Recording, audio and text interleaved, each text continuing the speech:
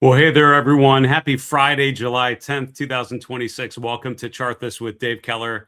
Couple apologies. Sorry for being about 4.5 minutes late here as we kick off. Sorry for going kind of full casual, but it is full soccer day here in the Keller household. We've got the local club where my son plays. It is their home tournament this weekend. So we had soccer today. There, I came home, had some lunch watching the Spain and Belgium game. Congrats to Spain. 2-1 victory that was a pretty awesome match. All of that together meant I was just backed up trying to get up and get everything ready to go for the show. But here's the good news. Markets are up today with a strong finish to the week. The S&P closing at 75.75. Second good thing is I've got 6 fantastic questions from all of you over the last week. Somewhat bad news. My son's team lost this morning 5-2. It was a tough, hard-fought game, but hey, it was a what do we call character building experience, we'll say. They've got another match tomorrow, so hopefully they can build off of this one and continue. Having said all that, welcome. Thanks so much for joining me here on the show. Great to have you here. Those of you tuning in live, I appreciate you guys so much, making this a fun place to be every evening as we review the charts together. Please ask questions as we go if you can. We do have some hand-selected questions to review with you today, but I would remind you, those of you watching later on our YouTube channel, use the comment section at any point. These questions I'm about to share with you all came from people like you watching the show and either throwing questions during the live episode or dropping questions later on our YouTube channel. And I appreciate you guys, again, asking great questions. Quick review of the market conditions, then we'll get right to the questions. So a strong finish to the week, certainly, right? The S&P 500 resolving that coil pattern to the upside. So I know with my premium members in our weekly flight plan, which comes out every weekend, we will be talking about that coil pattern and some of the key levels and patterns to be looking for next, given the fact that it resolved, I would argue, in a fairly constructive way. The S&P 500 finishing the session today at 75.75. That's up 0.4%. The Nasdaq, the Dow, all up about the same, about 1/3%. You can see the S&P mid cap and small cap index were more flat for the day by the close. The large cap space, certainly a little better place to be. Look how low the VIX is. The VIX finishes almost at a 14 handle today. That is incredibly rare, I have to tell you. And you know, why is it rare for the VIX to be that low? Because remember what the VIX is actually measuring is it's looking at the S&P index options market and essentially looking at what sort of daily percentage move that the options market is pricing in, right? And so what are the expectations based on the options trading? What are the expectations for daily movements in the S&P? There's always some daily movement in the S&P, right? The S&P is not going to be flat every day with, unchanged. That would be a VIX of 0, I guess, theoretically. It's not the case, right? There's always just a normal, even if it's low movement, there's always at least some little movement in the major indexes, which is why VIX down around 15 is incredibly low. I would tell you, be careful about thinking that a very low VIX is a bad thing for stocks, right? It's not a great contrarian signal. Sometimes the VIX can get low and stay low for months. And we've seen that happen in recent years, as we'll see from the chart of the VIX probably in a moment, because we did have a question about the VIX and the VXN, which we will look at. Having said all that, volatility very, very low, which basically means the options market's pricing in kind of a low risk situation. This is kind of a pretty good environment for equity investors, according to the options market. Bonds sold off today. The TLT was actually flat for the day, but if you look at the yield curve, nice movement higher. 10-year yield finishes the week right around 457. The long bond yield around 507. So we're seeing higher rates. We're seeing a bit of a stronger dollar going into the close. Commodities kind of mixed, but generally weaker action in the metals, generally weaker action in crude oil, although this was not a big percentage move in any of those areas. I would say the big movement today would be in the soft commodities. Look at the spike in soybeans, in corn and in wheat. They're all pushing higher going into the weekend. Cryptocurrencies generally constructive here. You can see Bitcoin trading just below 64K. That's pretty good, bouncing off of lows around the upper 50s. So kind of a nice setup going into the weekend. Just quickly checking in on other areas of the market. 10 out of the 11 S&P sectors were positive. Technology was not the place to be today, though. Materials, number one, up 1.25%. Consumer staples and communication services both up over 1% today. Healthcare, the only sector that was down 0.8%. Tech and financials just slightly higher. So tech lagged. The breadth was kind of okay to pretty good, depending on where you look. On the New York Composite Index, 58% advancers. That's pretty good. In the S&P 500, 68% advancers. That's actually pretty awesome. That's a 2-to-1 ratio in the S&P. Not quite as good in the small cap space, but generally, I would say the breadth I would describe as fairly positive here. Just finishing off, looking at the what we call Dave's Dirty Dozen, these key growth stocks and ETFs. Meta, I mean, as the week progressed, Meta really doing pretty well. Now, Meta recently announced they're kind of getting into the cloud business, kind of getting into the AI business, kind of getting into the things that other of these names have kind of been into for a little while. Market overall rewarding that announcement. Meta up another 6%. The chart gapped higher this week and continuing higher today. Nvidia also bouncing off of its 200-day moving average, up 4% today. SpaceX, hey, congrats on making the Nasdaq 100. Congrats on making all these other indexes. But man, the stock is not a great chart yet. And again, early days, right? We're still less than 30 days into the SpaceX experience, but so far we're literally trading just slightly below the open or the trade on that opening on that IPO date, on that opening day. Micron also down slightly, kind of teasing around that 1,000 level. So interesting sort of way to finish the week. Again, as we mentioned, I think resolving this coil pattern to the upside is going to be a key sort of framework that we're going to be thinking about certainly over the weekend. For our premium members, you've got a weekly flight plan coming out this weekend where we'll dig into these themes a little further. Hey, always happy to welcome one of you to our premium memberships. There's plenty of space for you to jump in. You can go to marketmisbehavior.com/premium. Check it out. You get virtual courses. You get our member-only reports like our weekly flight plan and monthly chart review. Also, our member community, which is a lot of fun, where a lot of awesome questions happen every trading day. All right. Let's get to some of these questions you guys have sent in. And again, these come from our daily live stream. They also come from people dropping questions on our YouTube channel. Thanks so much, everyone, for sharing questions all along the way. Let's get to it. Question number one. From your top 10 charts to watch video on Stock Charts TV channel, on charts such as Paychex, Wells Fargo, XAR, that's the Aerospace Defense ETF, and DoorDash, can you please talk about what type of consolidation do you look for before placing an order?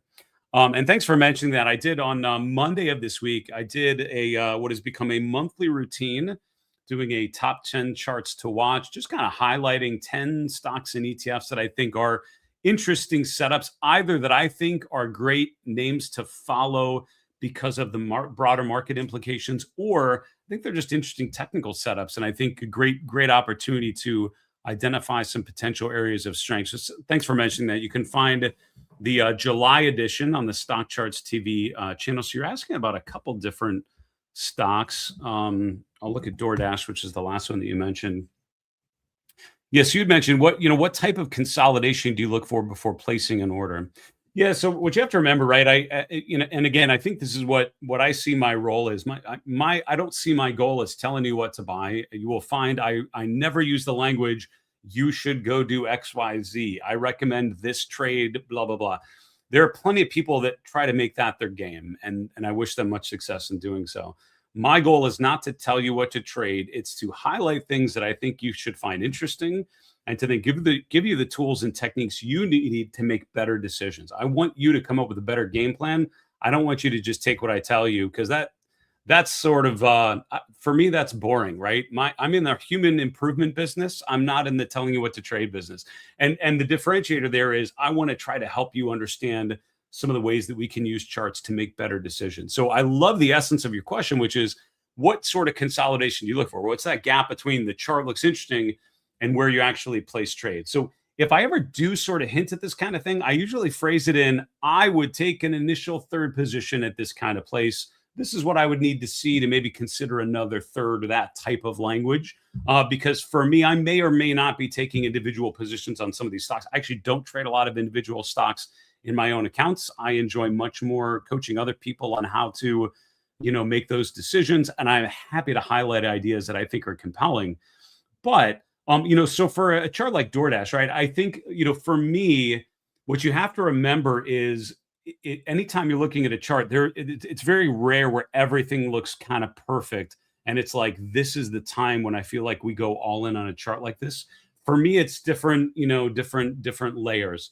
So for me, getting above this swing high, I think is pretty good opportunity to maybe take an initial position. When I say that, I'm usually thinking like, if I think of my entire position and what it might look like, maybe I take a third of it at that type of point. But what I also then look for is kind of overhead resistance. So in this kind of case, I'm not saying I need a consolidation to kind of add to the position. It's more, I want the chart to prove to me that the accumulation is continuing, right? So when I take an initial position, maybe at 190, for example, what I'm then looking for is the further validation that we're going in that expected direction. So for me, getting above the 200-day moving average and having a nice follow through, that would tell me, okay, we didn't just break above 190. Now we've actually broken above there. So then maybe I add to the position a little bit further. So I think of it as scaling in whatever that initial trigger is. That's my initial setup. Additional levels of resistance that are broken sort of give me confidence to add to that position over time. So for me, I would say, to rephrase your question, it's less about what type of consolidation do I need? Is there a period of time? No, there isn't. For me, it's more about, the signs of accumulation, the signal that whatever I thought was going to happen, that initial bet is expecting something's going to happen.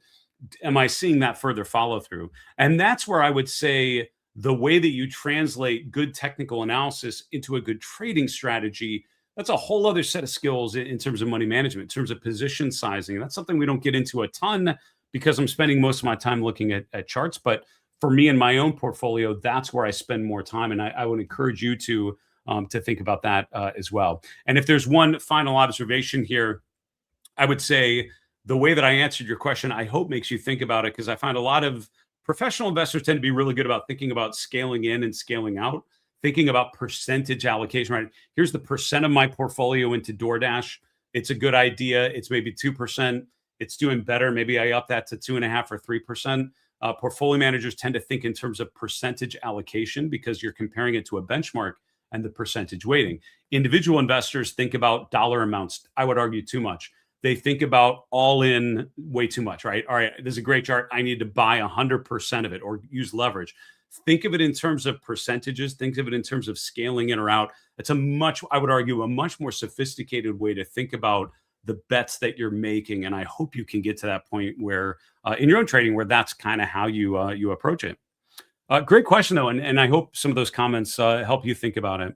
All right, next question. SpaceX joined the Nasdaq 100 this week. Finally, right? I mean, it was sort of rushed in, to be honest, to the Nasdaq 100. And I was reading an article on Bloomberg earlier this week, just the sheer amount of indexes that's been added to, arguably in a very short period of time, but it's a huge mega cap IPO. So I get the argument.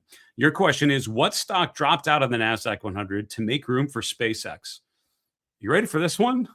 Nothing. Nothing was removed from the Nasdaq 100. And I will tell you, here's an even funnier part of this.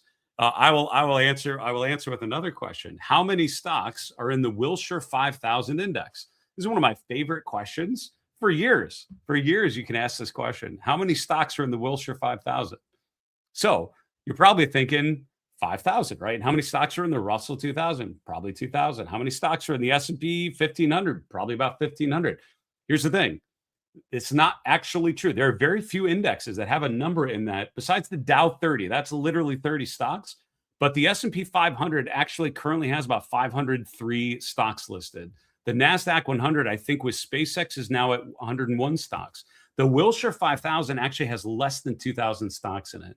So what's the deal there? So the Wilshire 5000, a little different. That was actually named back in the day when there were about 5,000 publicly traded stocks in the US. So it literally was right about 5,000 names, although it really, I think very rarely has actually literally been 5,000. Now it's more for historical value. There's just a lot less publicly traded stocks today than there were 50 years ago, which seems weird. But here's the thing: private companies are more, much more, widely used, and things like that. Buybacks, companies being taken private. I mean, none of that happened to the degree that it did back in the day. So there's just not enough publicly traded companies in the U.S. to put 5,000 stocks into the Wilshire 5,000. If you don't believe me, look it up. It's true. So it's kind of a funny thing that the numbers are actually not true. So the Nasdaq 100 usually has about 100 stocks, but it's ranged from like 98 to 105, I want to say, probably over time, because when they add something, they don't, specifically remove a different name to make room for it. They just generally kind of be around that 100 name. So the short answer is Nasdaq 100 has 101 stocks, I think, as of SpaceX add. At some point, something might happen. One of them gets bought out. It'll be back to 100. Don't worry too much about those specific numbers. It's more of the idea. It's about 100. Think of it as the Russell about 2,000, the Nasdaq around 100, the Wilshire way less than 5,000, and now those are much more effective titles. There you go. That's the answer. So nothing is the short answer on SpaceX. There is a bit of divergence between the VIX and the VXN. Yeah, we don't talk a lot about the VXN on the show, do we? On a weekly chart, VXN seems to still be in an uptrend versus VIX, which is breaking down. There wasn't necessarily a question there, but I guess is it? I mean, or is that true? So yeah, let's take a look at it. I appreciate your thought-provoking comment. So here's the chart of the VIX. Let me go over here, and we'll do a chart of the VXN. Right? It's like there's the VXN. You had mentioned like the weekly chart. Sure, let's do the weekly chart. So here's the weekly chart of the VIX. Here's the weekly chart of the VXN. And ignore this stuff at the bottom. I'm just doing this for speed. Yeah, so what you have to remember is with both of these, right? So the VIX is based on the S&P 500 index options. The $VXN is kind of like the VIX for the Nasdaq 100. Same idea, essentially the same methodology, but just applied to that other index's options. And that's how it's calculated. So, basically the S&P VIX, the normal VIX that we talk about, is right around 15, while the Nasdaq 100's VIX is around 25. So what gives, right? I mean, you tell me, right? We've talked a lot about the on the heat map of the S&P. I mean, today was one of the calmest days for technology that I can remember, right? Usually when we look at the heat map, you're seeing these huge swings, right? With Micron up or down 8% or something, right? With Wells or WDC up 8%, down 9%, whatever. I mean, they've been huge swings. Today is actually one of the quietest days we've seen for the technology sector in quite some time, right? So the Nasdaq 100 is kind of these types of names and some of the other growthy names. So the reality is the volatility in the Nasdaq 100 has just been a lot higher. I would argue that's how it's felt, right? It's felt like the volatility in large cap growth has been pretty extreme. I've even commented that on the show recently, right? It's like, wow, I mean, look, these percentage swings are huge. And while we don't really track like a VIX for technology, right? There's not like a sector VIX. There are ways we could measure it, but not using options like this. The Nasdaq 100's VIX is as close as we could probably get to a VIX for the technology sectors, because it's kind of like that broader kind of technology theme. So the VIX, the VXN, the VIX for the Nasdaq is just a lot higher because the volatility has been a lot higher. The options market is basically pricing in that there are bigger swings, and that sounds about right, because there literally legit have been bigger swings in the Nasdaq than there have been in the S&P. If you look at the index movement, and certainly the members of those indexes, right, the individual stocks. Is there a play to be made between these two because of that? Like, I mean, no, in my reading, like, not really. For me, and again, there's a whole way of thinking about the VIX as a tradable vehicle. Although the VIX index is not, there are VIX futures, there are VIX exchange traded products where you can bet on the direction of this. There is the VIX of the VIX. You can bet on all sorts of volatility related things. Not something I don't believe I've ever traded any sort of VIX related product directly. But I know people that have done so and feel that that's a really good Really good market to be trading in. For me, the VIX is one of those great indicators, right? It's an index that helps you understand the dynamics of the S&P itself. And so the short answer is, yeah, I'm not surprised that the VIX for the S&P is a lot lower. The volatility's felt a lot more extreme in the growth areas recently. And so that's about what that would look like. While the VIX that we track, we talk about like 20 as being an important level. I don't really look at the VXN enough to say, here's where I would be thinking it's a problem. Here's where I would thinking it would be, an issue. I don't have particular levels for the VXN. Maybe that's something I can start to look at.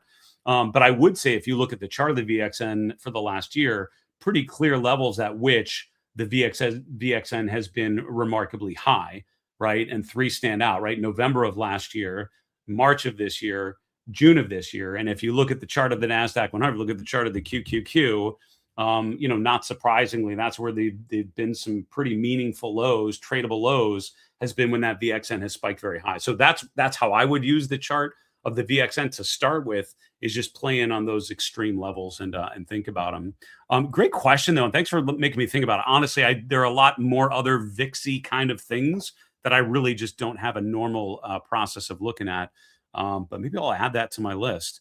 By the way, we have 3 more questions to share with you before we get there. I do want to give a quick shout out to my friends at Seeking Alpha. Thank you guys so much for supporting Market Misbehavior. Go to marketmisbehavior.com/seeking alpha. You can learn more about their premium memberships. They are doing a virtual event focusing on opportunities in the second half of 2026. That's coming up next week on July 14th. That'll be hosted by Steve Kress, who runs the quant team there, who will be coming on the Market Misbehavior podcast later this month. Should be a really interesting event, and hopefully that's where they can share with you some of the details about how they use their quantitative methodology. Again, go to marketmisbehavior.com/seeking alpha. You can get a good deal on a new account. Also, we'll be able to access that event coming up next week.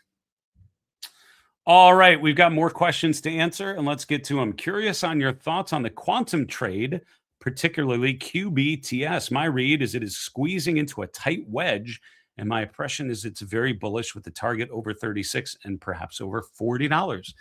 QBTS is not a name that comes to mind. D-Wave Quantum Inc. Very interesting. 8 billion market cap company. Boy, quantum computing is one of those. I mean, it's sort of like, I don't want to say it's like the next AI, but if you feel like you're hearing way too much about AI right now, wait till like quantum becomes the next thing. I mean, these are these long-term investment themes that, and again, I would say I don't know this company specifically enough to make any reasonable comment on the company. I'm happy to make some observations on the chart, but I will tell you, as always, even if you believe, which you're probably right, that quantum computing is going to be a huge deal for a lot of things, I think undeniably so. But the idea that the theme is going to be awesome doesn't necessarily mean that a particular stock or ETF is a good buy today. And I think differentiating the theme from the chart, from the company, is an important differentiation to make that I hope you remember. A lot of times I think investors get into trouble when they feel like they've cracked the code and they realize quantum is going to be the next big thing. There are a lot of ups and downs that can happen between right now and that future moment years later where quantum is indeed the thing. So not necessarily. So the chart of D-Wave, I would say QBTS, not a great chart right at the moment. I'll tell you why. Here was a really interesting breakout above the 200-day moving average in May. And if you look what happened, right, encouraging breakout, I think absolutely, right? Making a new 3-month high, that's something I usually look for. But when you have a breakout like that, I immediately look to the left on the chart. And that's when I usually think of like a next upside target, right? All right, we broke above the 200-day. Now the next upside objective, probably around 32 or so. That's the swing highs here. And if you look, we literally hit right to that point, and that was it. We stalled out. So it wasn't able to make it through that next resistance. And then from there, not only did we fail to break out, we actually pulled back to the 200-day. Now we failed below the 200-day. We tested it from below and rotated lower. So a chart like this, back below the 200-day moving average with the RSI kind of down around 40, for me, this tells me it's on its heels. I'm waiting for that breakout back above the 200-day. That's where I would probably set an alert. With the moving averages all flat, with the RSI more neutral, kind of skewing lower, it tells me it's like not quite ready. So, but it's funny when you mention momentum. I mean, there's a momentum ETF, QTUM, which is kind of my go-to. If someone says, what do you think about quantum? This is the ticker that pops in my head. It's actually a much better chart because it's in more of a primary uptrend, testing the 50-day moving average, kind of a similar coil pattern to what we saw with like the S&P and the Nasdaq. Broke down like the Nasdaqs, but actually broke back up into that range. I would say holding the 50 days, as long as that's true, a much better setup. Interesting question, though. What is actually in the QTUM? Here I'm going to Koifin, which is another platform that I use almost every day to look at holdings. So what are the big weights in the quantum ETF? It's names that if you're not big into quantum, you may not know, like Quantinuum, which is a great name. But then it's also things like Cloudflare, AMD, Applied Materials. So that's the real question, right? Year-to-date returns. What helped this this chart look so good? Here's the thing. It's a bunch of things that are arguably not quantum name. Like Micron has like a little sliver of quantum in it, but it's really more obviously about AI and chips and stuff. So, Micron has been the biggest contributor to the returns of this ETF year to date. Number 2 is Intel. Number 3 is ARM Holdings, Marvell, so the Nebius Group. So these aren't really quantum names necessarily. These are other companies that probably over time become more quantum oriented, but are not really thought of as like pure quantum plays. So that is one thing to remember with any sort of ETF that's like a thematic ETF. They often do like kind of tangential names that aren't really part of the theme, but probably, it is a way to play the theme long term, but you're kind of making an AI trade right now with this particular ETF, or certainly that's where the returns have come from on that one. So good, I guess, part of the due diligence process, I would argue, when you're looking at an ETF like that, if you're not familiar with it, look at the holdings, look at the big holdings, look at the concentration, how much of the weight of that ETF is in the top 10 holdings. That can tell you a lot about, just sort of the weighting. Is it equal weighted, or is it, sort of cap weighted, which would mean it's going to be over concentrated at the top? Spreads, fees, management, these are all things you want to understand. And then I would argue, digging into that and just really thinking, particularly with thematic ETFs, what theme am I actually getting my exposure to? If you're thinking, I'm going to buy this quantum ETF, and then I'll diversify away from AI. Nope, you just bought a bunch of like Micron and AMD and stuff like that in your quantum ETF. So there you go. All right, 2 more questions that I had here. The Dow Jones Commodity Index is at price and 200-day moving average support. RSI and MACD look like they're turning up. With different types of commodity ETFs, how do you choose which one to play a rebound on this index? Yeah, great question. I actually don't have, they don't have the Dow Jones Commodity Index in stock charts. I mean, honestly, they're all kind of similar. These commodity indexes, so this is like DBC. Other ones would be like CMDT is a PIMCO commodity ETF. DJP is another one. That's the Bloomberg Commodity ETN. These are all kind of similar, and these ETFs generally own commodity futures, right? So that's kind of how they're structured. DBC is the one that I use most often. It's pretty liquid. It's about a 1.6 billion assets under management, so decent size. So that's the one that I generally use. They're all, if you looked at the charts, they're all kind of in this similar configuration. They all had really good runs, going into like April, May. They've all kind of rotated lower in June. The problem, or I guess the reality with a lot of these, they're all very much tied to the energy complex. So when you weight a commodity index, you're usually weighting based on some sort of measurement, and most commodity ETFs end up being weighed much more toward crude oil and those kind of things than other areas. So you're not getting as much exposure to like soft commodities like wheat and soybean. You're getting more to energy. So if crude oil is down a bunch, which is what happened in June, the commodity index is going to be down a ton, even though precious metals might have been fine, even though wheat and soybeans might have been fine. The commodity ETF is still tied to to crude oil. Honestly, I don't usually think of, I do follow the DBC probably as the commodity index. I rarely would trade something like this because for me, there's such a difference between like gold and silver, kind of the precious metal space, energy like crude oil and natural gas, soft commodities like wheat, soybeans, and things like that. So like the DBA comes to mind as like more of an agriculture ETF that would be more of a play there. I tend to think of the commodity space in those different buckets. So, doing the commodity ETF, I mean, like a commodity ETF, it's really more of a play on crude oil. So if that's what I want to do, I'll probably buy like a crude oil ETF like USO or something like that. So having said all that, what's the right one for you? That's up to you. I would say the same thing I mentioned with like a quantum ETF. The due diligence is looking at the structure of the ETF. I would say a lot of these are K1 things, which bugs a lot of people. So there's like the BD, oh Lord, PDBC. That's the most brutal thing to ever say. It's kind of like the DBC, but it's no K1. This is actually the one that I've used in my own portfolio. This is one that I have been allocated to. Actually, don't own it at the moment, I don't believe, but I have owned it many times. This is even bigger, and a lot of people prefer this one just because of no K1, and the K1 is just an annoying tax complication that no one really wants to deal with. So that's one thing I would say with commodity ETFs. Check to see if there's a K1 form that's involved, because that could be a part of the decision as part of that due diligence process. So that would be one thing. And then just looking at the assets under management, looking at the spreads, looking at the fees, and just making sure you're comfortable with all of those.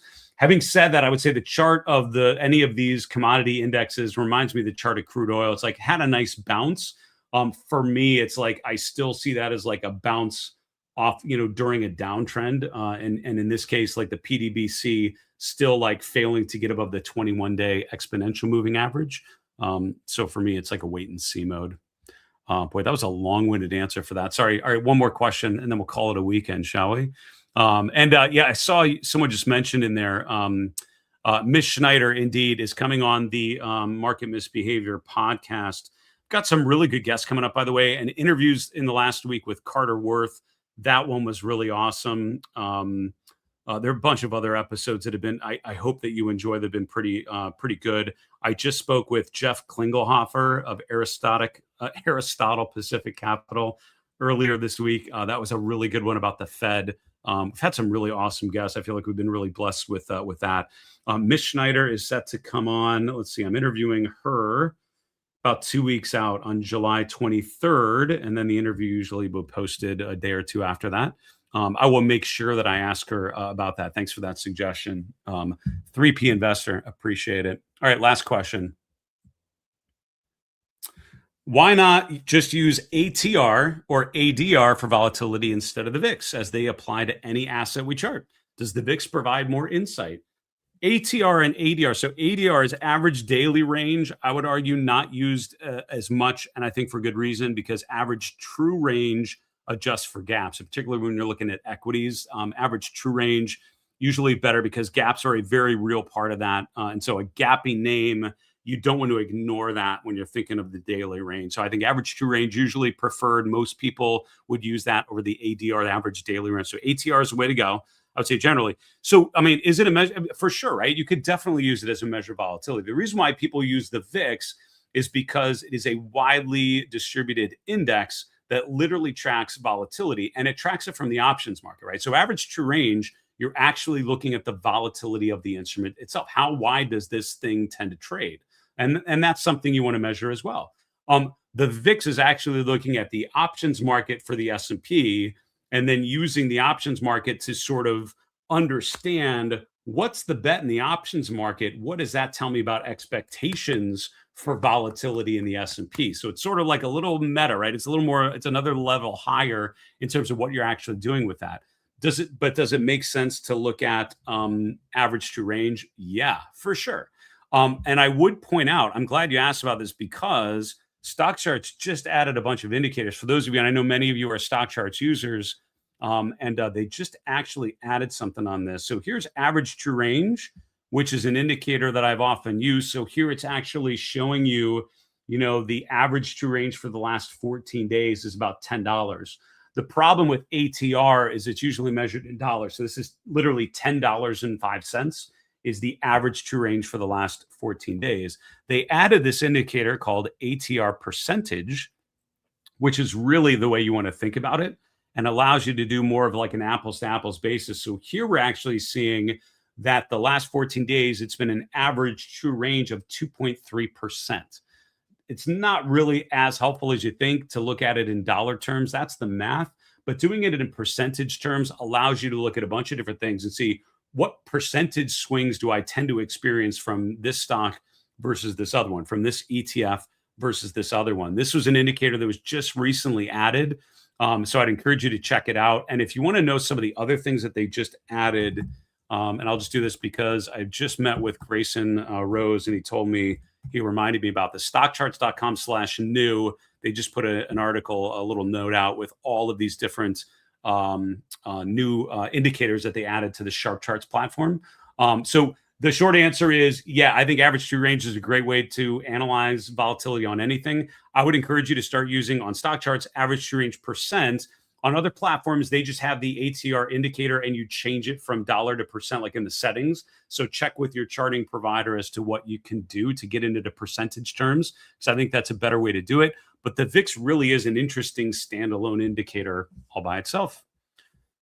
Wow, guys. Awesome questions, as always. Thanks for making me think. Thanks for catching me off guard a little bit with some of these. I mean, it's impressive, and I appreciate the thoughtful questions. I hope you appreciate some thoughtful answers, and keep them coming. At all times, you're welcome to throw questions in during our live stream or on our YouTube channel at any point. Just use the comment section. Hey, have a great rest of your weekend. We're going to get back to more World Cup soccer and also the local club here. So I appreciate your kind words for my son. We're hoping for tell you what, at his age, we're hoping for good experience, for good touches on the ball, and I'm thankful for that.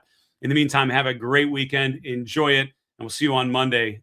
Remember, it's always a good time to own good charts. Take care, folks.